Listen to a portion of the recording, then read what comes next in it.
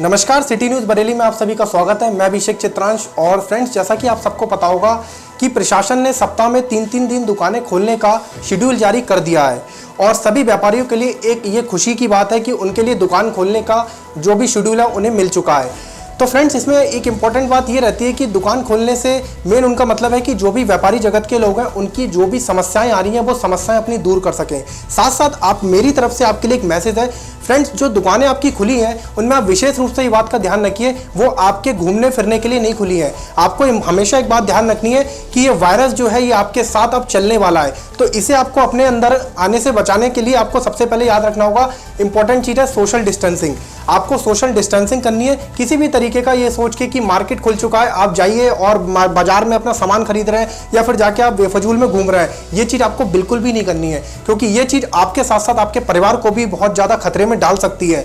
तो सरकार की जो भी गाइडलाइंस है उसको याद रखिए। अगर आप लोग जा रहे हैं सामान मार्केट में खरीदने तो इंपॉर्टेंट बात ये रखिए अपने साथ मास्क जरूर लगाएं और मास्क के साथ साथ अपने साथ सैनिटाइजर रखें। और अगर आप जो सामान खरीद कर मार्केट से लेकर आए हैं घर में आने के बाद भी आप लोग मास्क और सैनिटाइजर को अच्छे से साफ कर लें, क्योंकि ये आपके साथ साथ आपके परिवार की जिंदगी को भी बचाएगा। अगर आप ये चीज फॉलो नहीं करते हैं तो इससे आपके घरों में रहने वाले बुजुर्गों के साथ खतरा हो सकता है और ऐसा खतरा आपको लाना नहीं है, क्योंकि सरकार हर तरीके से आपकी मदद करने की पूरी कोशिश कर रही है। खास करके युवा पीढ़ी एक बात का मेरी विशेष रूप से ध्यान रखे, कोई भी अपने मजे के लिए मार्केट में नहीं जाए। सिटी न्यूज़ की ओर से आपके लिए गुहार है, कोई भी मजे के लिए मार्केट में ना जाए और किसी भी तरीके के खतरे को अपने गले में ना ले, क्योंकि ये बहुत ही ज़्यादा खतरनाक है और इस चीज़ को आपको याद रखना है। अपने घर पे रहना है, सुरक्षित रहना है। जैसा कि आपको सभी को पता होगा प्रशासन जो है लोगों की बहुत मदद कर रहा है, अपनी तरफ से पूरी मदद करने की कोशिश भी कर रहा है कि किसी भी तरीके का किसी भी हॉटस्पॉट जोन के अंदर कोई भी सुविधा में कमी ना रह जाए। लेकिन फिर भी कुछ जगह ऐसी होती है जहां पर थोड़ा सा प्रशासन को नहीं पता चल पाता, वहां पर हमारी सिटी न्यूज़ की टीम जाके मालूम करती कि किसी भी तरीके की कोई भी लोगों को समस्या है तो उन्हें प्रशासन के सामने रखे। बिहारीपुर में पहुंचकर हमारे संवाददाता आशुतोष सक्सेना जी ने वहां पर जितने भी लोग थे उनकी समस्याओं को जाना और उनकी समस्याओं को जानने का मेन मकसद यही था कि उनकी जो भी समस्याएं वो प्रशासन तक पहुंचे और उनकी जल्दी से जल्दी मदद हो सके। हमारी सिटी न्यूज़ अब बिहारीपुर ढाल पे पहुंच चुकी है और जो कुछ समय पहले यहाँ पे हॉट स्पॉट लगाया गया था और अब भी है,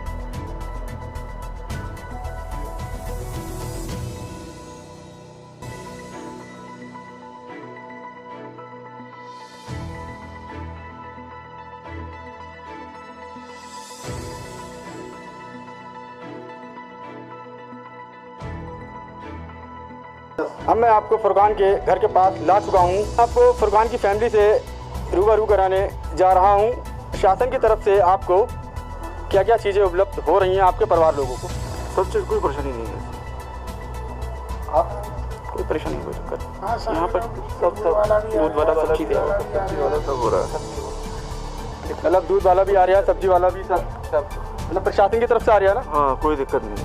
ठीक। मैंने आपको फुरकान की फैमिली से अवगत कराया और फुरकान की फैमिली ने बताया कि ये फुरकान बॉम्बे से आए हुए थे और इसका दूसरे दिन ही पता चला और प्रशासन की टीम आई और इन्हें जो है यहाँ से लेके गई।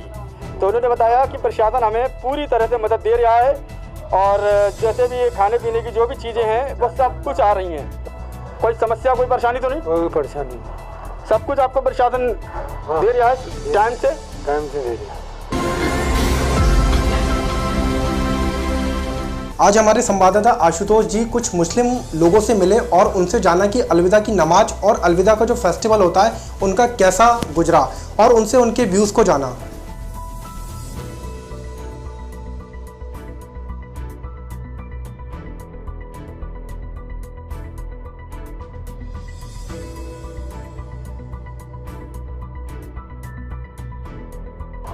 जैसा कि मैंने अभी आपको दिखाया, आज अलविदा है और यहाँ पे आप देख सकते हैं कि क्या लिखा हुआ है, नमाज के लिए मस्जिद में ना आएँ, सब अपने अपने घरों में नमाज अदा करें। ये इलाहाबाद हाई कोर्ट के आदेश आए हुए हैं और इसके बारे में अब आपको मैं कांस्टेबल साहब के पास लेके चलता हूँ, वो क्या कहते हैं। सर, आप बता सकते हैं कि लोग अभी तक आए या नहीं आए, घरों में ही नमाज अदा हुई? अभी तो घरों में ही है, यहाँ मस्जिद में कोई नहीं, खाली मौलाना साहब अकेले जो रहते हैं वही नमाज अदा करेंगे, बाकी और कोई नहीं। मौलाना साहब एक सेवादार, दो ही लोग अदा कर रहे हैं नमाज, बाकी अब कोई नहीं आया, सुबह से ही सब लोग अपने अपने घरों में अदा कर रहे हैं।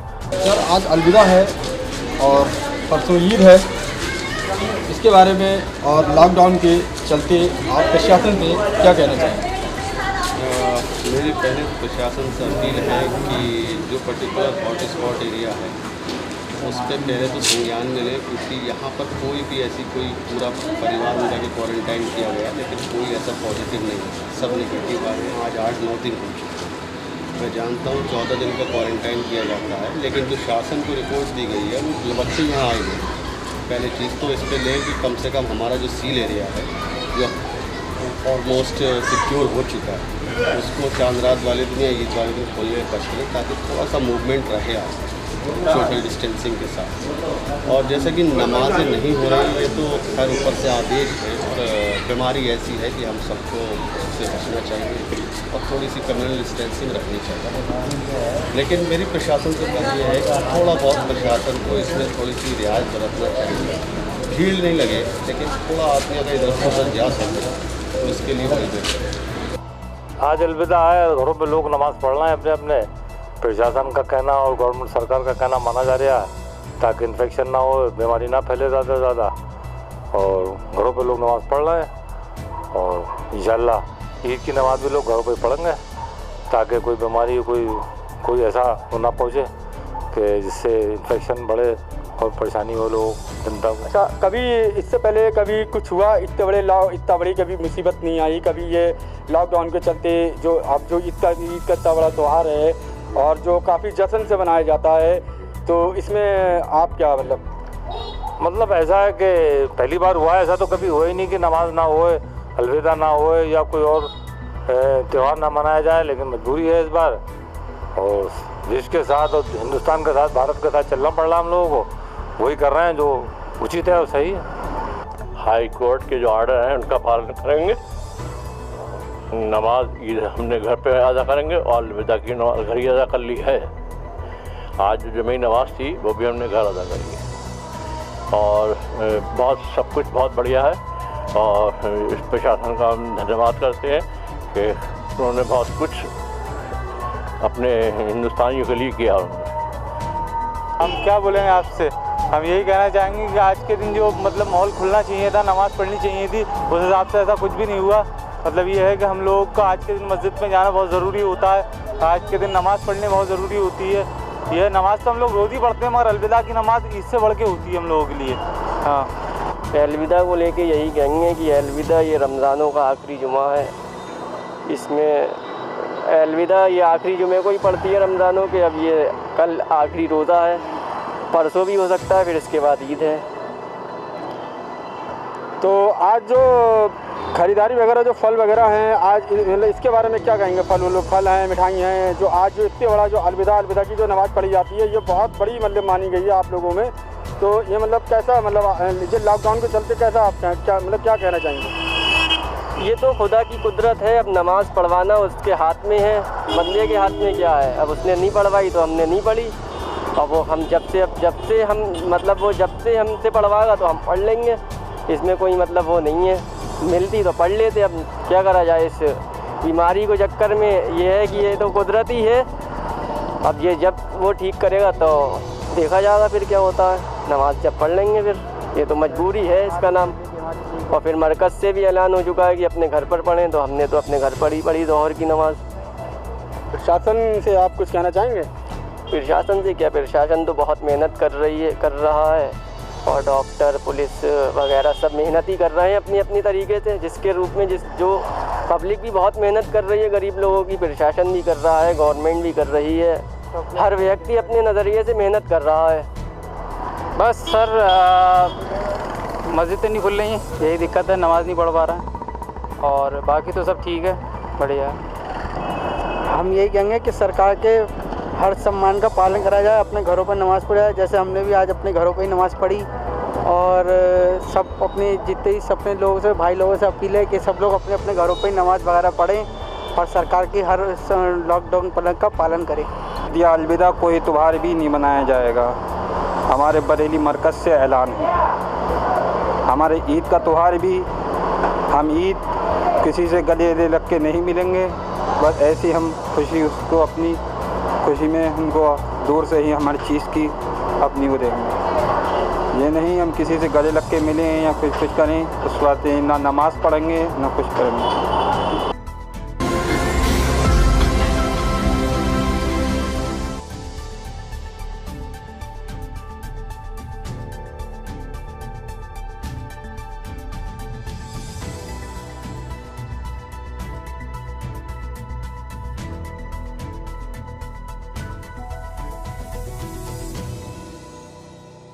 आज हमारे संवाददाता ने व्यापारियों से जाकर उनके व्यूज़ को जाना, तो व्यापारियों के बस एक ही उनका क्वेश्चन था कि मार्केट के अंदर हम लोग आ तो गए हैं लेकिन वहाँ पर लोग नहीं हैं।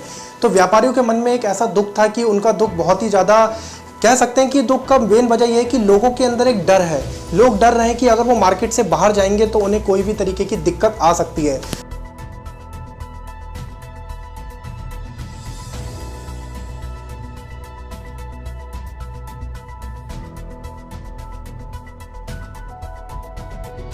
हमारे संवाददाता ने व्यापारियों से उनका हाल जाना। व्यापारियों के मन में बस एक ही दुख था कि हमारे मार्केट तो खुल रहे हैं लेकिन लोगों की वहां पर कोई भी चहल पहल नहीं है। उसकी मेन वजह व्यापारियों ने बताया कि कोरोना महामारी के चक्कर में लोगों के अंदर भय है। उस भय के कारण लोग अपने घर से बाहर नहीं निकल रहे हैं, जिसके कारण जो व्यापारियों का मार्केट है वो ज़्यादा अच्छा नहीं चल रहा है और उनके मन में एक दुख है। लेकिन व्यापारियों ने कुछ ये भी बताया कि धीरे धीरे करके लोगों के मन में संतुष्टि आएगी और लोग जैसे जैसे इस महामारी को जान जाएंगे और लोग महामारी के बारे में पूरी अच्छे तरीके से जान जाएंगे। सिटी न्यूज़ आशा करता है कि व्यापारियों की जो भी दुख और दर्द है वो जल्दी दूर हो और सारे के सारे ग्राहक उनके पास पहुंचे और जल्दी से उनका जैसे पहले व्यापार चल रहा था वैसा ही व्यापार दोबारा चले। नहीं, अच्छा है। कोई अभी मतलब डीएम ने जो ऑर्डर दिए हैं कि थोड़ा बहुत व्यापारियों के लिए अच्छा करा कि उनको सही से ओपन करने के लिए थोड़ा सा दिया टाइम, और हम लोग भी पूरा उस तरीके की मेंटेन करने की कोशिश कर रहे हैं कि जो ओपन हो रहा है तो उसमें मेंटेन रहे, डिस्टेंसिंग रहे, प्रॉपर गोले बना रखे हैं ताकि लोग आएँ, सबको सैनिटाइज करने के लिए सारी चीज़ें रखी हुई हैं। उस हिसाब से उन्होंने भी जो व्यापारियों का भी पूरा ध्यान रखा उन्होंने। कपड़े अभी तक तो एक भी कस्टमर नहीं आया। ये पुराने कपड़े रखे हैं, वही काट रहे हैं, वही कपड़े काट रहे हैं जो पुराने रखे हुए होली के बाद के। तो अलविदा में कोई भी कपड़े नहीं आया सलमान, या मतलब कोई आगे नहीं आया, कोई कस्टमर नहीं आया अब तक। तो आपका कैसे मतलब गुजर आप गुजर बसर क्या, वो जो पैसे कमाए थे होली पर उसी में खर्च रहा अपना, बस। क्या कहेंगे सर? हमारा काम ही ऐसा है बच्चों का, ये तो मतलब ईद से कोई रिलेटेड इसमें है नहीं कुछ भी। और बाकी मार्केट तो बहुत डाउन है इस समय, कोई भी ऐसा, सब लोग डरे बैठे हैं, स्टे इन होम रह रहे हैं सब लोग। प्रशासन से आप कुछ कहना चाहेंगे? सब प्रशासन जो कर रही है सब हमारे लिए कर रही है, जितना कर रही है सब हमारी सेफ्टी के लिए कर रही है, कोई अपने लिए उन्हें कुछ बेनिफिट नहीं हो रहा किसी प्रकार से। बाकी थोड़ा तो स्ट्रिक्टनेस दिखाएगी प्रशासन, सेफ्टी है तो सेफ्टी में तो डंडा होना ही चाहिए। अभी तक क्या सब लॉकडाउन में बंद है, कुछ देखा बेकाया नहीं। आज लगा के देखा था तो कुछ मज़ा नहीं आया, लोगों को पता ही नहीं है और निकल भी नहीं पा रहे हैं। लोगों को छूट थोड़ी बहुत आएगी सरकार की तरफ से, तो यहाँ तक जानकारी नहीं कि आए बाज़ार में कुछ खरीदें, और फिर माल भी सही तरीके से नहीं मिल पाया। इस साल काम बंद रहा सब, कोई फ़ायदा नहीं हुआ। अब तो मद्दा हो गया, पहले से कुछ गिरावट है। तो हाँ, मद्दा है काम का, जगह पहले दुकानदारी होती है अब नहीं है वो दुकानदारी, इसलिए अब काम का मद्दा होते चला आ रहा है। हमारे संवाददाता आशुतोष होटल इंडस्ट्री के लोगों से मिले और उनके विचारों को जाना। तो होटल इंडस्ट्री के जितने भी लोग हैं उनके मन में बस यही डाउट है कि लॉकडाउन के चलते कोई भी ग्राहक उनके पास नहीं आया, और उसके बावजूद भी अब जब धीरे धीरे मार्केट खुल रहा है तब भी वहाँ पर ग्राहकों की काफ़ी कमी है। तो उससे उनके मन में एक डर बैठ गया है, और डर की मेन वजह यह है कि अब उन्हें उन लोगों की तनख्वाह भी देनी है जो उनके यहाँ काम करते हैं। तो उन्हें तनख्वाह देने में भी काफ़ी दिक्कत हो रही है, क्योंकि जो उनके पास पैसा आता है लोगों का वही वो तनख्वाह में देते हैं। तो उनके संग में एक बहुत बड़ी ये दिक्कत है।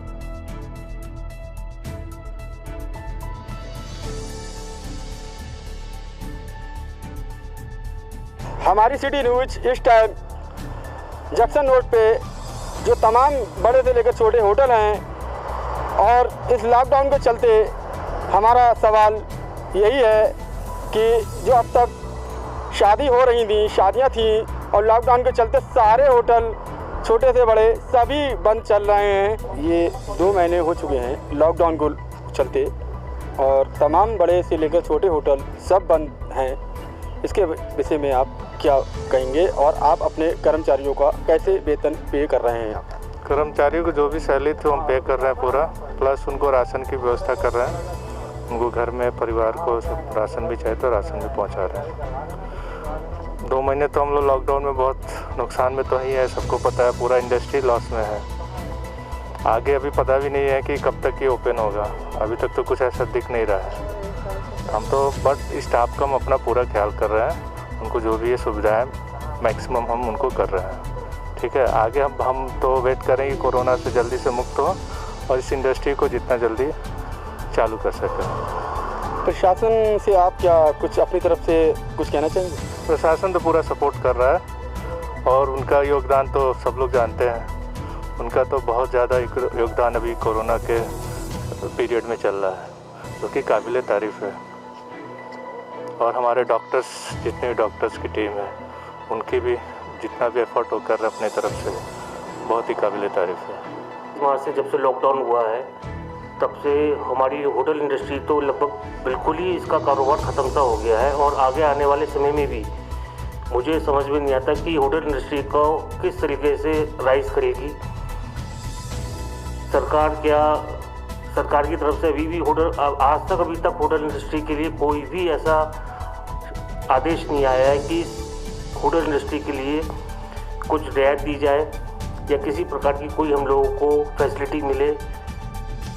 स्थिति दर्दनाक और हालात से बाहर होती जा रही है। आगे सरकार या भगवान जो भी करेगा देखते हैं, आगे आने वाला समय ही बताएगा। क्योंकि 2 महीने और लगभग कंप्लीट हो चुके हैं और अभी भी आगे भी आने वाले समय में होटल इंडस्ट्री के लिए कोई ऐसा वो नहीं है कि हम लोग इसको किस तरीके से रन करें, किस तरीके से कस्टमर्स का आएंगे, करेंगे, क्या होगा, ये तो समय ही बताएगा। तो सर, आप अपने कर्मचारियों का कैसे मतलब वेतन वगैरह क्या? कर्मचारियों का वेतन हमने मार्च तक का पूरा दे दिया, अप्रैल का भी हमने दे दिया। जैसे जैसे जो हमारे कर्मचारी थे उनका हम अपनी तरफ से अच्छे से अच्छा ख्याल रखने की कोशिश कर रहे हैं, ताकि जो भी हमारे भाई बंधु लोग हैं उनको किसी प्रकार की परेशानी ना हो। उनका हर तरीके से ख्याल रखें, जहाँ तक हमारी सीमाएं हम पूरी तरीके से उनका ख्याल रखेंगे, क्योंकि वो हम लोगों के साथ जुड़े हुए हैं आज से नहीं, पिछले 10 सालों से। तो सभी का ध्यान रखना ज़रूरी है।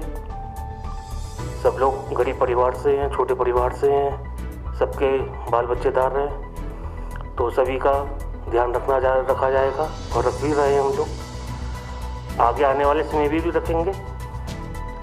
लेकिन बस मेरी गुजारिश यही है कि सरकार से कि इस होटल इंडस्ट्री की तरफ भी थोड़ा सा ध्यान दें, ताकि हम लोग को भी थोड़ी सी राहत मिल सके और हम भी एक समाज का हिस्सा है और इसको सर्वाइव कर सकें। क्योंकि होटल इंडस्ट्री नहीं तो बिल्कुल गर्त में जा रही है। समझ में नहीं आ रहा कि आगे इस इंडस्ट्री के लिए कैसे क्या होगा। लॉकडाउन को लेकर 2 महीने हो चुके हैं, इसके बारे में आप क्या कहना चाहेंगे? देखिए, अब जो सरकार ने निर्देश दिए हैं तो हम लोगों की जो इंडस्ट्री है सबसे ज़्यादा जो इफेक्ट पड़ा है, जो इस वक्त वो सबसे ज़्यादा हम लोगों की इंडस्ट्री पे पड़ा है, जिसका प्रभाव स्टाफ है, हम लोग है, सब बिजनेस पे भी बहुत असर पड़ा है, बहुत ज़्यादा असर पड़ा है और आगे तक रहेगा। ये मैं समझता हूँ 1-1.5 साल पूरा लग जाएगा इसको उभरने में। और अब मुझे लगता है जैसे जैसे हालत नॉर्मल हो रहे हैं, मैंने देखा कि आज मार्केट खुला है, कल भी खुला था, तो गवर्नमेंट को अपनी गाइडलाइन में अब जो 31 मई के बाद 1 जून से होटल इंडस्ट्री को बोल देना चाहिए ओपन करने को, सोशल डिस्टेंसिंग का पालन करते हुए। छोटे फंक्शन 50 तक का बोल देना चाहिए ऑर्गेनाइज कराते। उसके बाद हम अपनी हाइजेनिक, अपनी सेफ्टी, हर होटल के लिए नई गाइडलाइन हो, आप अपनी सेफ्टी रखिए और अपना काम अपने तरीके से, स्वच्छ तरीके से कराइए, तो ये छूट मिलेगा, थोड़ी ये इंडस्ट्री बेहाल होगी, अच्छा लगेगा। तो मैं तो सरकार से ही चाहते हैं। और अच्छा, आप अपने जो आपके स्टाफ जो है, आप उनका कैसे मतलब वेतन पे कर रहे हैं? सैलरी सबकी मतलब दी है, मिल रही है, जितनी सैलरी है सबको उसी हिसाब से हम ट्रीट कर रहे हैं। किसी को कोई दिक्कत नहीं आ रही है। हमारा स्टाफ है, जिसको जितना मतलब देना था दे रहे, मतलब परेशान नहीं रख रहे। लेकिन बहुत लंबा चलेगा तो फिर कहाँ से ओनर भी कहाँ से देंगे, पूरा इफेक्ट पड़ा हुआ है, कहाँ से पैसा आएगा, क्या होगा। सरकार को भी सोचना चाहिए। कुछ नहीं सोचा है सरकार ने। बिजली का बिल भी वही आ रहा है, होटल में जो सरचार्ज है वो भी नहीं, सब कुछ वैसे ही आ रहा है। नगर निगम का टैक्स है, आगे सारी चीज़ें, बहुत सारी चीज़ें, इनको भी गवर्नमेंट को सोचना चाहिए। स्टाफ है सारा जुड़ा हुआ है, इससे सब पे असर पड़ता है, एक पे असर पड़ता है, सब पे पड़ता है। इसी तरीके की लेटेस्ट खबरें और लेटेस्ट न्यूज़ के लिए आप हमारे चैनल सिटी न्यूज़ बरेली को सब्सक्राइब कर दें और साथ में बेल आइकन का बटन जरूर दबा दें, क्योंकि मैं अभिषेक चित्रांश इसी तरीके की लेटेस्ट और पल पल की अपडेट्स आपके लिए लेकर आता रहता हूं। तो फ्रेंड्स, फिर मिलेंगे नेक्स्ट वीडियो के साथ। Thank you for watching this video.